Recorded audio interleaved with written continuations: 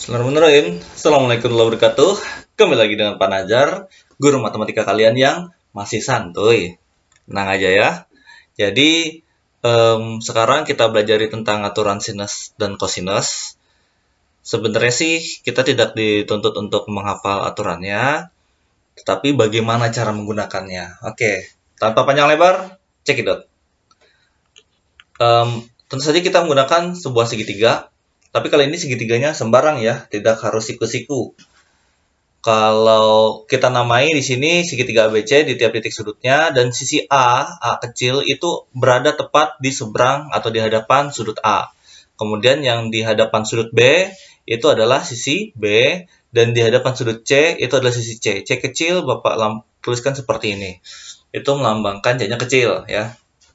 Oke, yang pertama, untuk aturan sinus. Aturan sinus mengatakan bahwa kalau ada sisi dan sudut yang berhadapan, maka nilai sinusnya itu sebanding dengan perbandingan yang sisi dan sudut yang lainnya.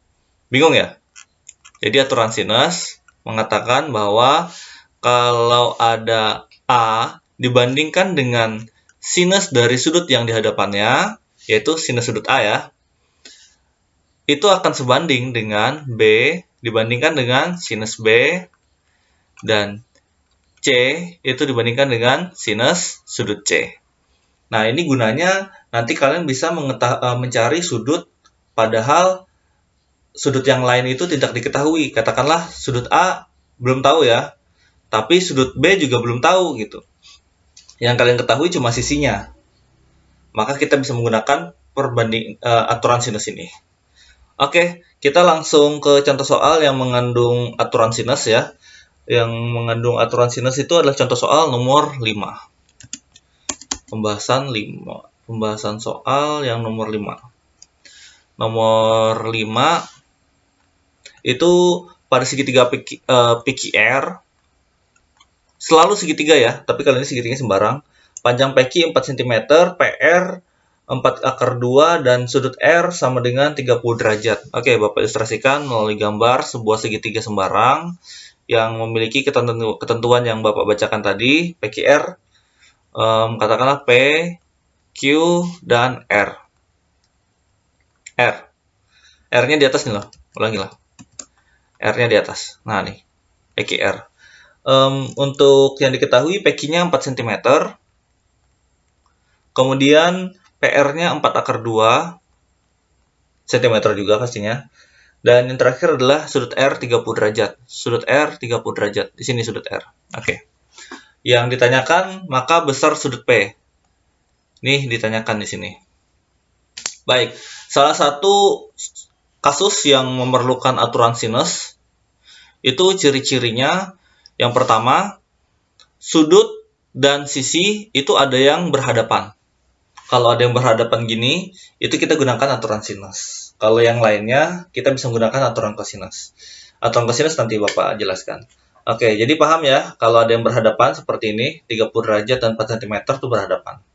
Oke, langsung saja, berarti ini menggunakan aturan sinus. Kalau aturan sinus, kita cari sudut P kan hadapannya yang ini ya, tapi ini pun nggak ada juga. Ini P kecil nih, P kecil. Ini pun nggak ada juga. Maka yang memungkinkan adalah kita cari sudut Q dulu. Sudut Q dulu. Ini yang pertama kita cari.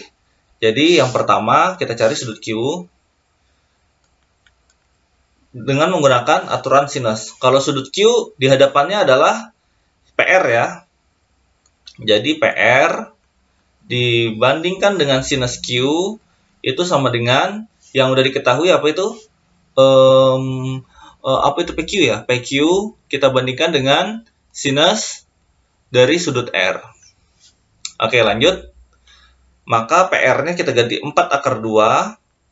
Sinus Q-nya tetap. Nanti kita cari Q-nya berapa. Menggunakan tabel trigonometri. PQ-nya 4. Kemudian sinus R 30 derajat ya. Sinus 30 adalah setengah. Sebagai catatan, sinus 30 adalah 1/2. Dah, langsung saja kita mainkan, kita operasikan. Kita bisa kali silang dan lain sebagainya. Maka 4 akar 2 dengan 4 kita bisa coret ya, karena dia saling berlawanan, tidak sebanding. Maka di sini tersisa akar 2, sinus Q-nya masih di bawah sama dengan, kalau ini sisa 1, ini 1/2. Oke, maka kita dapatkan kalau kita kali silang, setengah kita kali dengan akar 2, dan sinus Q kita kali dengan 1. Maka akan kita dapatkan sinus Q sama dengan setengah akar 2. Nah, berapakah nilai sinus yang setengah akar 2? Theta atau Q yang sinusnya setengah akar 2 itu tidak lain tidak bukan adalah Q 45 derajat. Kalian bisa lihat di tabel. Q-nya 45 derajat. Oke, berarti kita dapatkan Q di sini adalah 45 derajat. Maka besar sudut P dalam suatu segitiga itu kan besarnya 180 ya. 180 derajat dikurangi sudut Q ditambah sudut R. Sisanya ya. Maka 180 derajat dikurangi 30 tambah 45, 75 derajat. Jawabannya adalah 105 derajat. Oke, jadi sudut P. Kok mau bilang P tapi keingatan Q, jadinya Q. Oke, sudut P itu adalah 105 derajat. Oke, itu contoh soal untuk aturan sinus. Bapak akan kasih contoh soal yang berikutnya, aturan sinus nomor berapa ya? Udah cukup satu aja, kita ke aturan kosinus sekarang. Untuk aturan kosinus, kita masih menggunakan segitiga juga ya. Ada suatu segitiga, bikin yang besar, biar nampak. A, B, C masih menggunakan sisi-sisi yang di hadapan sudutnya. Ini berarti A kecil, sisi A kecil, ini sisi B, yang ini adalah sisi C. Oke, untuk aturan kosinus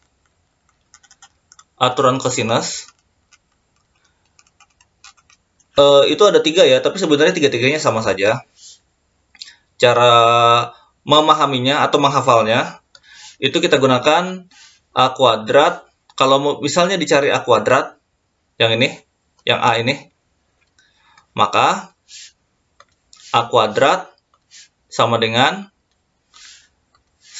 sisi yang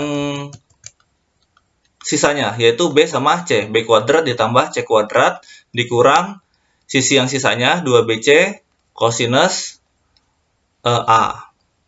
Oke. Kalau mencari yang B, sisi B, yang ini, B kuadrat sama dengan sisanya, yaitu A kuadrat ditambah C kuadrat dikurang 2 kali A kali C dikali tetap kosinus B. Dan kalau yang dicari sisi C, juga sama seperti tadi, sisanya, yaitu C kuadrat sama dengan A dan B kan sisanya. A kuadrat tambah B kuadrat dikurang 2AB cos C. Oke. Kalau yang dicari kosinusnya, kita tinggal balik. Sebenarnya penurunan dari rumus ini, jadi kalian nggak perlu menghafal. Kita tinggal balik saja. Kalau yang dicari kosinus A-nya, maka kosinus A sama dengan, kita pindahkan ruas, maka yang tersisa adalah B kuadrat ditambah C kuadrat dikurang A kuadrat per, ingat ya, kalian nanti open book, jadi nggak usah takut. Ini nggak perlu kalian hafal kok. Lagi, kosinus B itu sama seperti kosinus A, sisanya dulu. Sisanya adalah, kalau B itu kan berarti sisanya A sama C ya. A kuadrat ditambah C kuadrat dikurang B kuadrat per 2AC. Kalau kosinus C, sama seperti yang sebelum-sebelumnya. Kosinus C sama dengan, C itu berarti A sama B ya. A kuadrat ditambah B kuadrat dikurang C kuadrat per 2AB. Gampang ya semuanya. Bisa dimengerti ya. Oke, kita ke contoh kasusnya saja biar bisa tahu bagaimana sih cara mengerjakan aturan kosinus ini dan kapan kita menggunakan aturan sinus dan kapan menggunakan aturan kosinus. Oke, contoh soalnya Bapak ambil nomor 6 dan nomor 8. Nomor 6 dan nomor 8. Sebelumnya kenapa Bapak ambil nomor 6 dan nomor 8? Kalian harus pandai mengilustrasikannya ya. Jadi kita bisa tahu itu pakai sinus atau kosinus sih gitu. Nomor 6 dan nomor 8. Diketahui segitiga ABC dengan besar AC, ABC dulu ya digambar. ABC dengan besar AC-nya adalah 10 cm.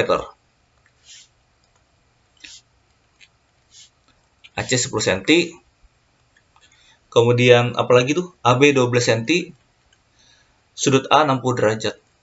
Nah, salah satu karakter dari aturan kosinus itu adalah bentuknya seperti ini. Ada dua buah sisi, yaitu 10 dan 12, dan sisi tersebut mengapit satu sudut, dan sudutnya itu perlu juga diketahui. Jadi tidak ada sudut dan sisi yang berseberangan, yang berhadapan seperti aturan sinus. Jadi kalau seperti ini, kita nggak ada yang berhadapan, semuanya tuh seperti bentuknya. Nah, ini 10, 12 mengapit suatu sudut yang juga diketahui. Itu pasti menggunakan aturan kosinus. Yang ditanyakan apa? Panjang sisi BC. Oke, BC itu sisi A ya. Yang ditanyakan sisi A.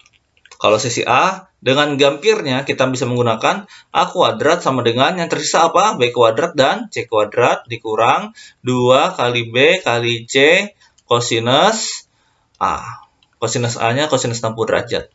Jadi A kuadrat sama dengan B kuadratnya, mana B itu yang ini ya? B itu di seberang B dan C kecil juga di seberang C. Oh, ini C kecil. C kecil, oke. B kuadrat, maka itu 100 ditambah C kuadrat, 12 kuadrat 144 ya, dikurang 2 dikali 10 dikali 12 dikali kosinus dari 60 derajat. Maka ini A kuadrat sama dengan 100 tambah 144, 244 dikurang 2 kali 10. Ingat ya, perkalian kita utamakan, jadi ini perkalian selesaikan dulu. Kosinus 60 derajat itu setengah ya, 2 dikali 10 kali 12 itu 240.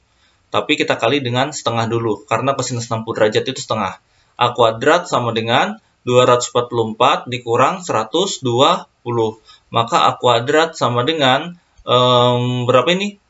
124 ya? 124. Maka A sama dengan akar 124. 124 itu akar 4 kali 31 ya, maka kita dapatkan hasilnya 2 akar 31. Oke, itu jawaban untuk nomor 6. Sekarang kita bahas yang nomor 8. Oh, Bapak belum bikin. Ini nomor 8. Nomor 8, tadi Bapak udah kasih tahu itu aturan kosinus ya. Salah, harusnya Bapak menentukan nanya kalian itu sinus atau kosinus. Udah, nggak apa. Nomor 8 kita gambar segitiganya. Segitiga ABC. Yang diketahui AB-nya 6 cm. Ini 6 cm. Kemudian AC-nya 4 cm. Ini 4 cm. Dan apalagi tuh? AB 6 cm, BC 5 cm. BC 5 cm. Oke. Yang ditanyakan kosinus sudut B. Sudut B yang ini. Oke. Kita lihat kondisi segitiganya. Kondisi segitiganya itu semua sisinya diketahui. Dan yang ditanyakan adalah salah satu sudut. Nah, ini kalau kita melihat sudutnya walaupun tidak diketahui, kita bisa melihat bahwa sudut tersebut diapit oleh dua buah sisi. Nah, ini salah satu ciri khas dari aturan kosinus. Tidak ada sudut atau sisi yang diketahui itu berhadapan. Gitu. Oke, lanjut ya. Kita ke pembahasan. Cara mencari kosinus B itu seperti yang Bapak kasih tahu tuh. Nah, ini kosinus B. Berarti kita gunakan yang ini. Kosinus B. Kosinus apa sinus ya? Oh, kosinus, betul. Kosinus B itu sama dengan, ingat sisi yang tersisa adalah, berarti ini kan ini A, yang ini C, yang ini B. A sama C dulu, A kuadrat ditambah C kuadrat, baru dikurangi dengan B-nya sendiri per 2 tetap sisi yang tersisa, yaitu A dan C. Maka kosinus B itu sama dengan A kuadratnya 25 ditambah C kuadratnya 36 dikurang B kuadratnya 16 per, ini 36 ya, bukan 30. 2 dikali 5 dikali 6. Maka kosinus B sama dengan 25 ditambah 36 dikurang 16. 36 dikurang 16, 20, maka ini 45 per 2 kali 5 kali 6 itu 60. Kalau sama-sama dibagi 15, maka kosinus B adalah 3 per 4. Oke, itu jawabannya. Gampang ya? Gampang dong. Oke, sekian untuk aturan sinus dan kosinus. Silahkan disimak baik-baik pembelajarannya. Terima kasih perhatiannya. Wassalamualaikum warahmatullahi wabarakatuh. Sampai